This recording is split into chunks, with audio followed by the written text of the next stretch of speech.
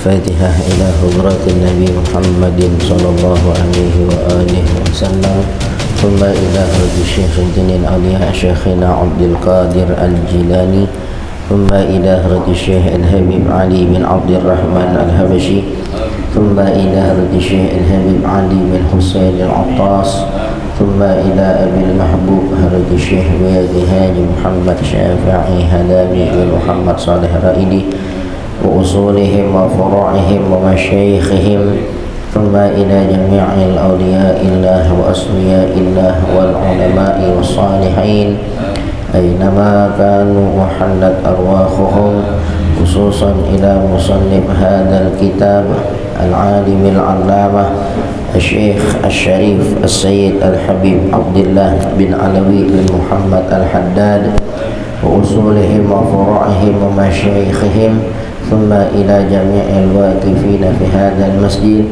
المرحوم حجي أحمد موردي بتاوي بن حجي عبد الله، ثم إلى المرحوم أبو حاجة سيدي عبد الله بنت حجي زين العابدين، ثم إلى المرحوم حجي عبد الله بن حجي محمد نور، ثم إلى المرحوم أبو حاجة ميمونة بنت حجي عبد الرحيم، ثم إلى المرحوم حجي زين العابدين بن حجي إسماعيل، ثم إلى المرحوم أبو حاجة أرباني بنت حجي جعاني أشيك، ثم إلى المرحوم حجي أحمد قريزي أحمد موردي، ثم إلى المرحوم حجي إبراهيم عزيز أحمد موردي، ثم إلى المرحوم أبو حاجة سيدي سلوى بنت حجي عبد الله نور، ثم إلى المرحوم أبو حاجة سيدي منيرة بنت حجي عبد الله نور وأصولهم وفروعهم، يغفر لهم ذنوبهم ويعلي درجاتهم في الجنة ببركاتهم وببركات علومهم وبأسرارهم، وبارك لنا يا الله وبارك حياتنا، سهل كل أمورنا، يسر لنا كل أمورنا يا الله في الدين والدنيا والآخرة، وافتح لنا فتوح العارفين، وافتح لنا فتوح العارفين، وافتح علينا فتوح الممنوع ببركة النبي محمد صلى الله عليه وآله وسلم بسير أسرار الفاتحة. أعوذ بالله من الشيطان الرجيم، بسم الله الرحمن الرحيم، الحمد لله رب العالمين الرحمن الرحيم مالك يوم الدين، إياك نعبد وإياك نستعين، اهدنا الصراط المستقيم صراط الذين أنعمت عليهم غير المغضوب عليهم ولا الضالين. بسم الله الرحمن الرحيم، الحمد لله رب العالمين، وبه نستعين على أمور الدنيا والدين، الصلاة والسلام على أشرف الأنبياء والمرسلين سيدنا ومولانا محمد وعلى آله وأصحابه أجمعين، أما بعد، فإن أصدق الحديث كتاب الله تعالى، وخير الهدي هدي سيدنا محمد صلى الله عليه وآله وسلم، وشر الأمور محدثاتها، وكل محدثة بدعة، وكل بدعة ضلالة، وكل ضلالة في النار. وبالسند المتصل إلى الإمام المؤلف رحمه الله تعالى، وأدام النفع به وبعلومه في الدارين آمين. قال: وعليك بالتفريج عن المكروبين وقضاء حوائج المحتاجين وستر عورات المذنبين. Wa'alaika, dan mustilah atas dirimu, bitafriji anil makrubin, dengan menggembirakan daripada orang-orang yang makrubin, ya, yang berduka. Jadi mustilah atas kamu mengembirakan orang-orang yang berduka, ya, girangin orang yang lagi pada duka. Orang duka itu orang yang ketimpa musibah, kematian, apapun itu, ya, atau banyak masalahnya yang sedang melibat, ya, kepada dirinya, melilit dia, apapun itu masalahnya. Ya, kalau mau kematian, ya, takziahin, girangin hatinya, tengokin gitu, ya, tengokin, doain, mudah-mudahan Allah ampunin, ya ghafarallahu limayitikum, Allah ampunin ya bagi mayit yang ada padamu, Allahu ajra, ya Allah besarkan, berikan pahala yang besar buat kamu, gitu. Baik, itu kan girang hatinya, ya. Jangan khawatir, nanti juga pada saatnya giliran kita, timbang antri aja udah, jangan sedih. Emang udah kelaziman manusia meninggal dunia pada saatnya, gitu. Girangin hatinya, itu kalau urusan kematian.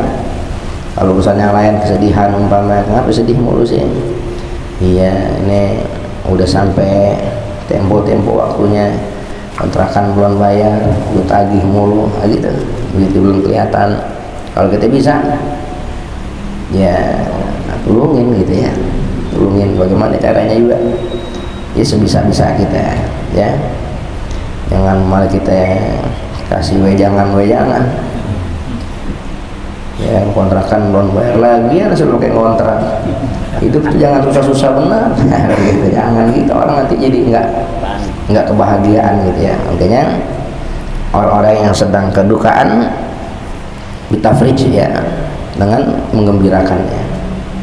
Wa qadha'i hawaijil muhtajin, dan mustil atas dirimu dengan menunaikan kebutuhan orang-orang yang butuh. Butuh apa? Apa sudah yang dibutuhin? Ya, selama kita bisa tolongin, ya. Tunaikan tuh hajat-hajat orang. Ada orang pengen bikin kenduri di rumahnya, ya. Kita tetangga sebelah rumah, jangan malah nggak datang gitu, ya.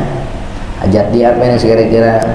Saya mau tutup jalan nih sementara, dia paling sejam 2 jam. Ya nggak apa, sejam 2 jam sih, gitu.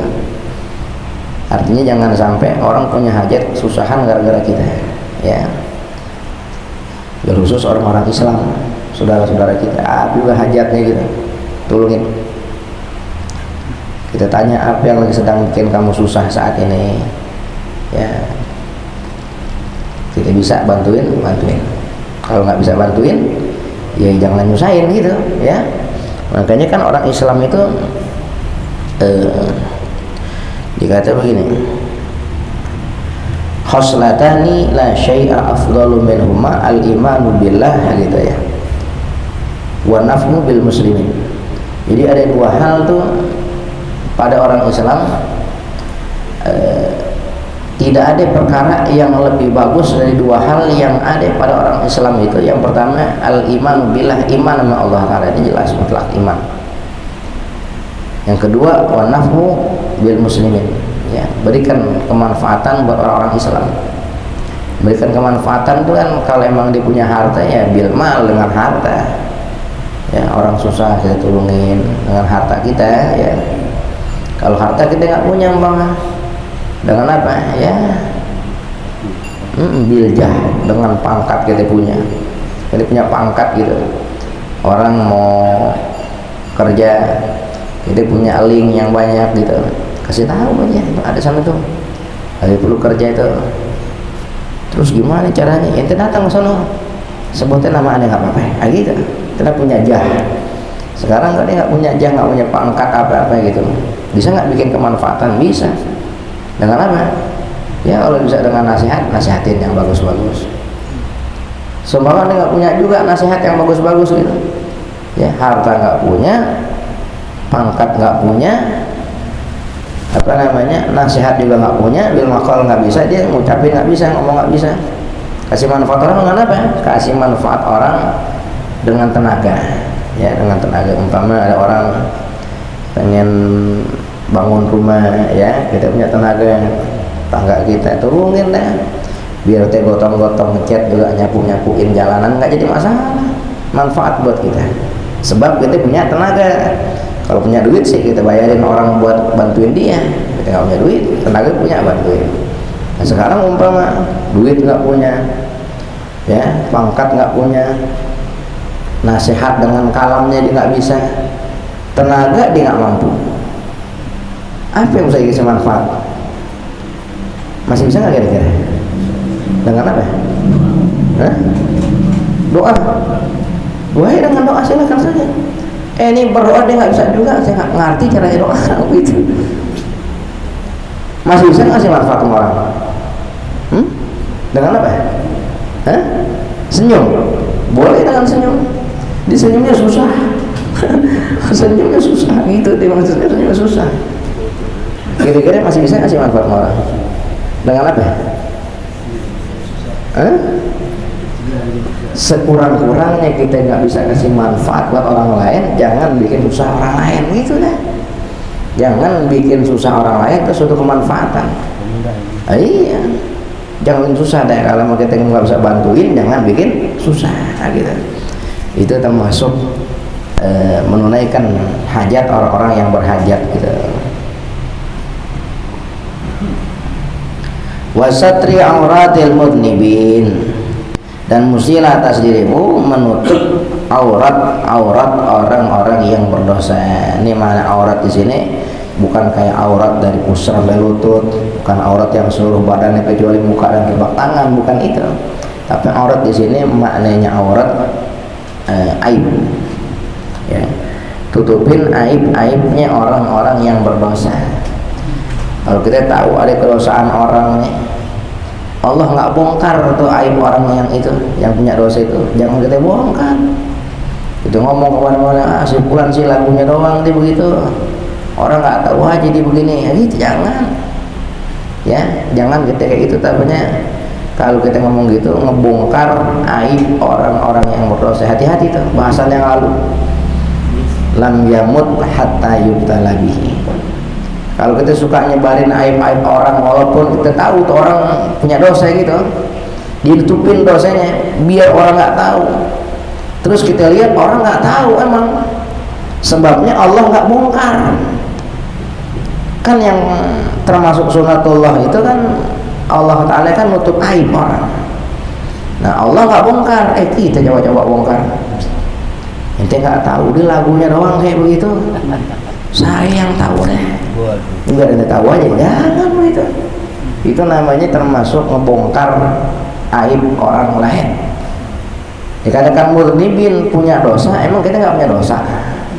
Ada nggak di antara kita yang nggak punya dosa? Nggak ada.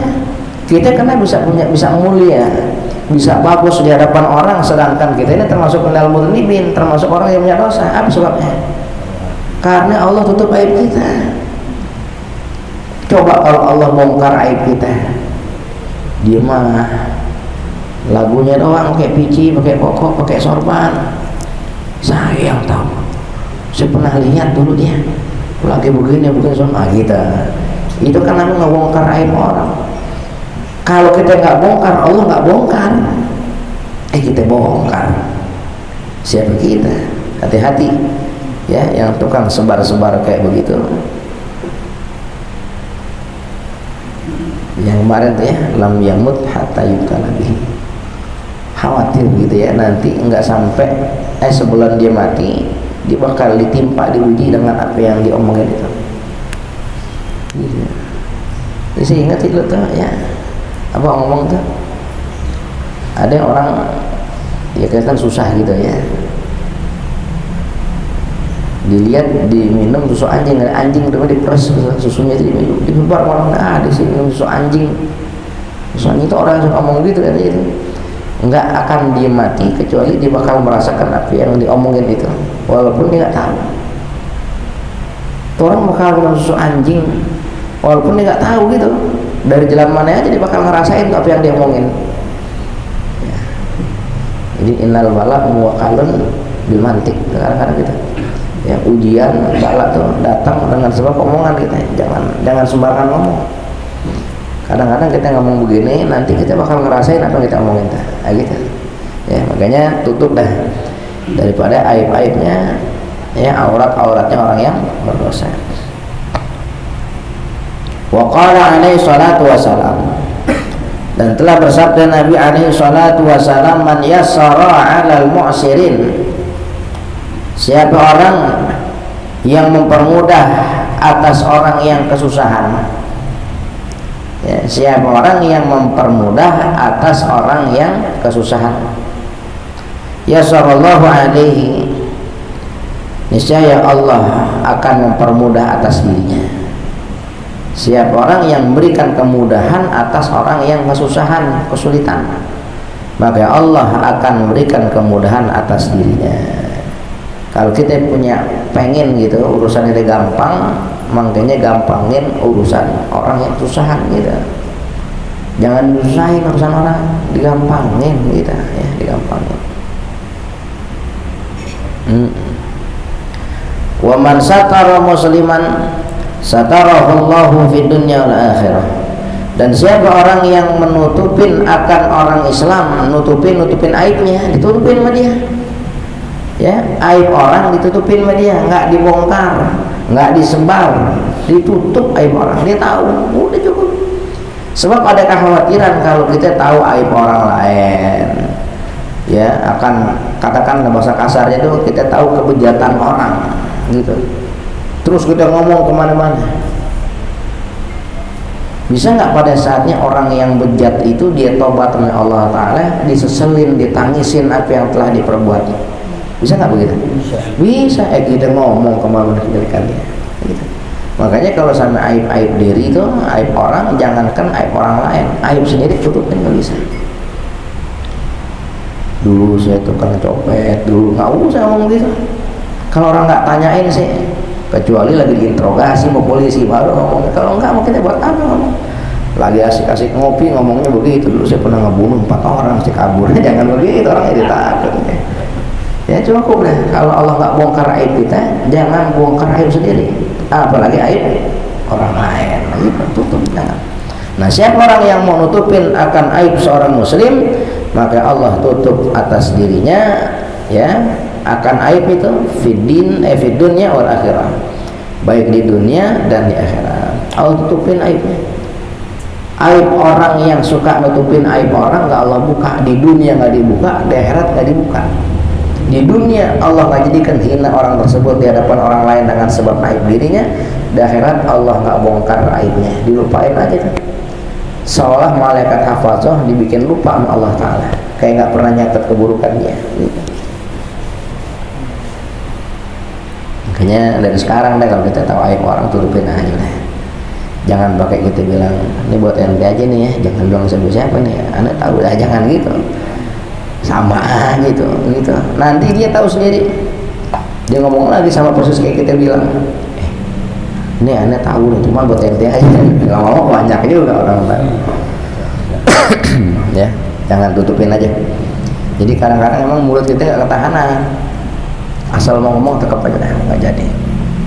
Sebab nanti kalau udah keluar, bakal kita baru mikir tuh setelah itu, apa manfaatnya kita ngomong gitu. Kalau belum ngomong, emang bawaannya mau ngomong aja, serasa kayak punya manfaat banyak kalau ngomong. Tapi kalau udah ngomong, kita bakal mikir nanti, iya ya, ada manfaat ya, gitu. Bakal begitu tuh kita punya perasaan. Makanya ketimbang nanti jadi nyesel di belakang, tahan aja mulut kita, tahan.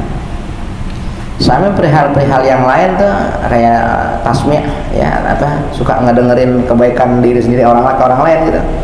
Ada orang ngomong kebaikan dirinya, kita merasa di hati kita juga punya kebaikan yang sama dia, bahkan lebih. Itu mulut gak ketahanan tuh mau ngomong aja.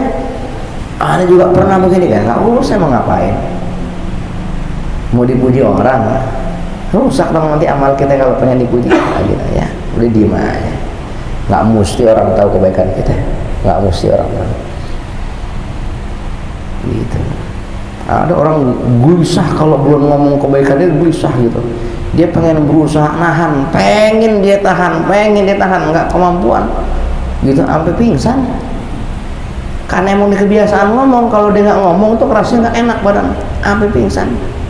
Ya jangan sampai kayak gitu kita, ya jangan sampai gitu.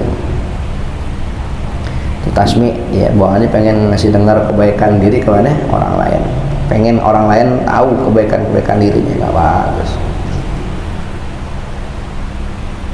Hati ini perihal begini kadang-kadang justru menimpanya bukan sama orang-orang yang maksiat, sama orang-orang yang taat.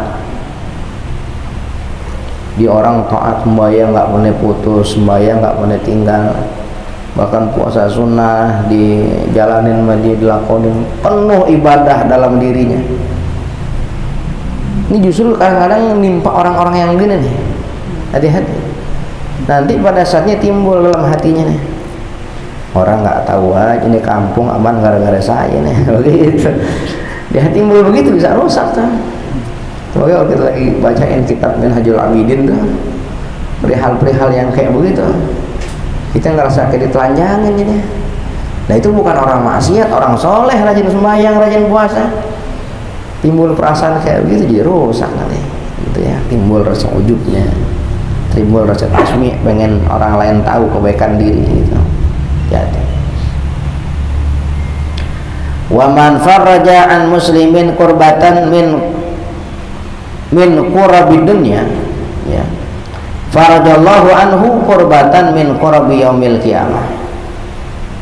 Siapa orang yang melegakan, begitu ya, dari seorang muslim kurbatan akan kedukaannya min qurabid dunya, daripada kedukaan dunia.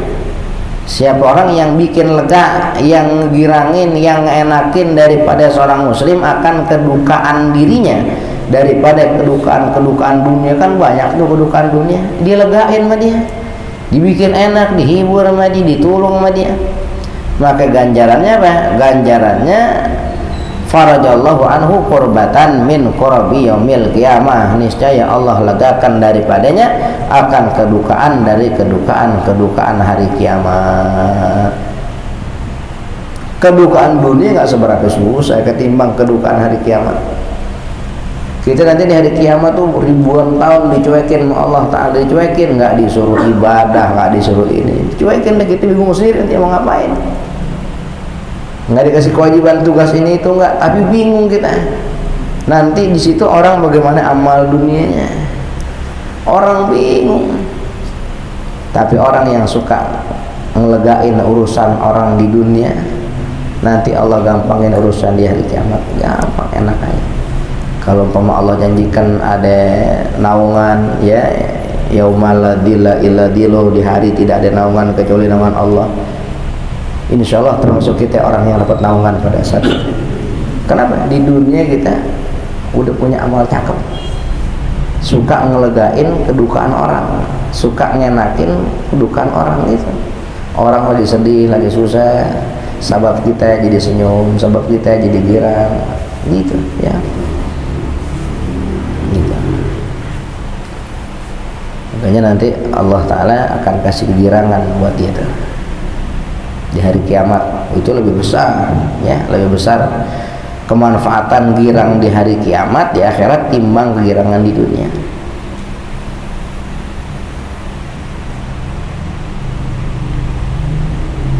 Ada orang ininya meninggal, jangan sedih. Kalau ente sabar, nanti Allah kasih ganjaran pahala yang banyak, gitu ya. Lagian perempuan masih banyak, gitu ya, girang gitu. Sedikit kedukaannya hilang, gitu. Kedukaan hilang.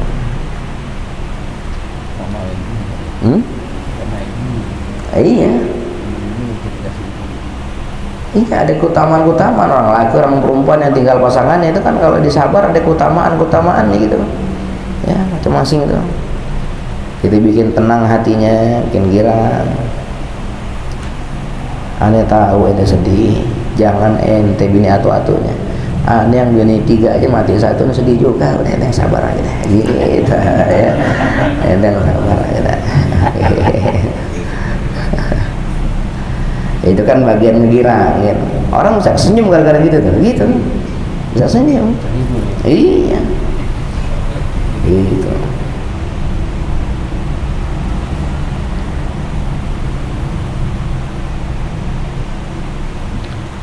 Wa man kana fi hajati akhihi kana Allahu fi hajatihi.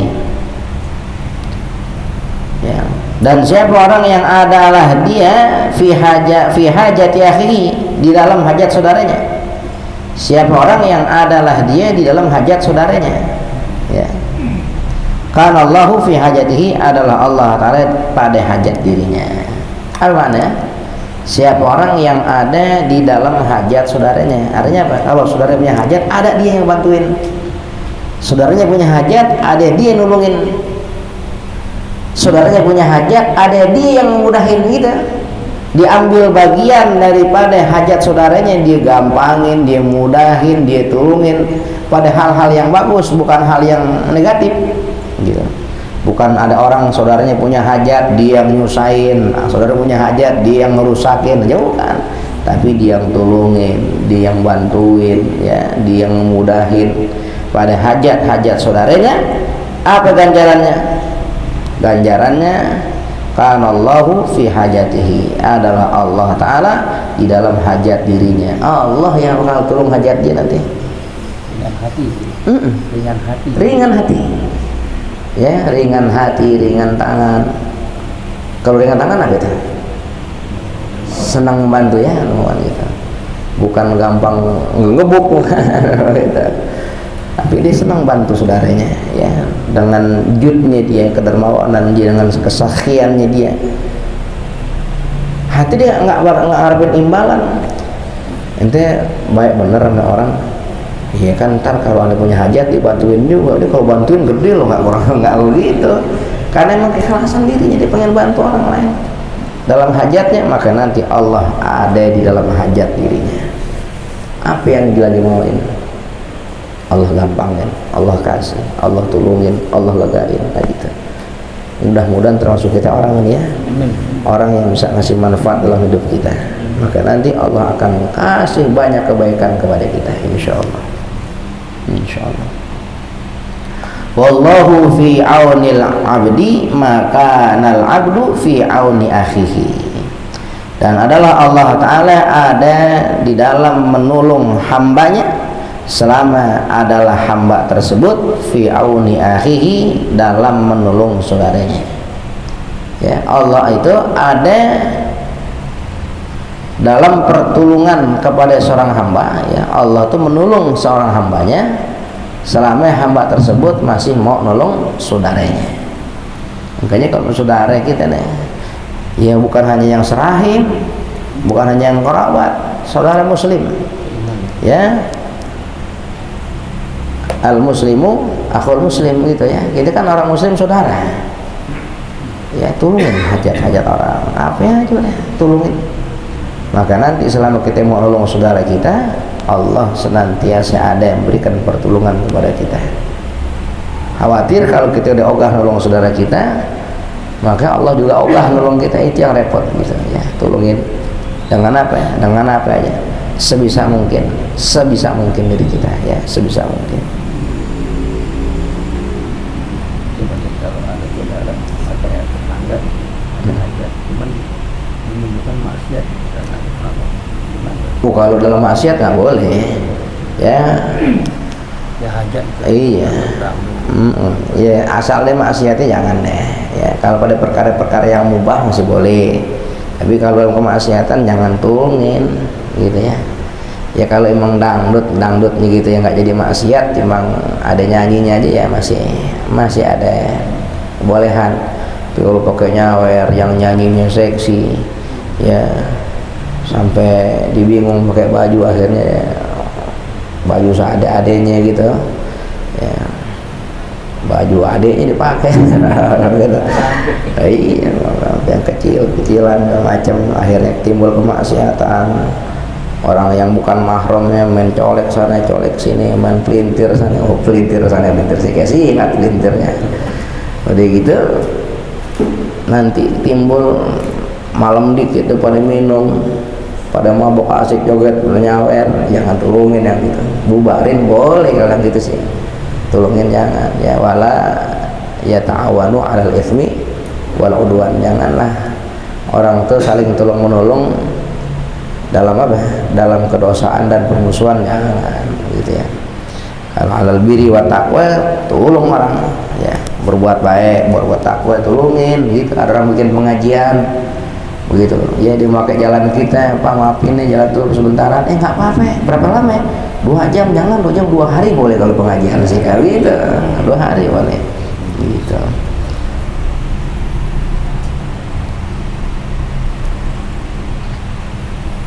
Ya,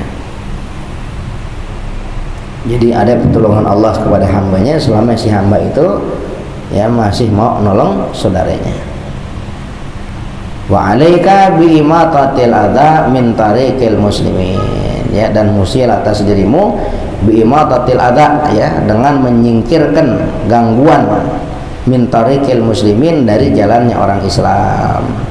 Ya, jadi kita juga diperintahin tuh nyingkirin gangguan-gangguan yang ada pada jalannya orang Islam. Ya, umpama di jalan ada beling, ya singkirin. Jalan ada jarum, walaupun kecil, singkirin. Itu kan sekira-kira nanti ada orang Islam jalan, biar kecil jarum, cuman kalau nusuk kan dalam, begitu kan, ya singkirin dah, paku-paku apa segala macam gitu. Itu namanya menyingkirkan gangguan dari jalannya orang Islam. Yang repot berarti apa? Yang justru bikin gangguan, dia sengaja taruh paku, sengaja taruh, itu repot. Hati-hati tuh, ya, hati-hati, ancamannya besar. Kenapa? Karena menyingkirkan gangguannya dapat kebaikan, maka bikin gangguannya menimbulkan keburukan. Hati-hati, keburukannya nggak hanya di dunia, sampai akhirat. Makanya kalau ada orang suka bikin susah orang Islam, tobat buruan lah, ya, tobat buruan, kalau nggak repot nanti dirinya, kasihan gitu ya, kasihan. Gitu dulu ya. Wa 'alaika bi imatatil adza min tariqil muslimin, wallahu a'lam bishawab.